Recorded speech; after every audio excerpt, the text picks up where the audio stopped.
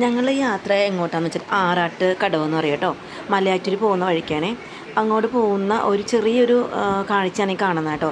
അവിടെ എത്തുമ്പോഴുള്ള വൈബ് എന്ന് പറയാനായിട്ട് ഒരു രക്ഷയില്ല പിള്ളേരെ, ഒരു രക്ഷയില്ല.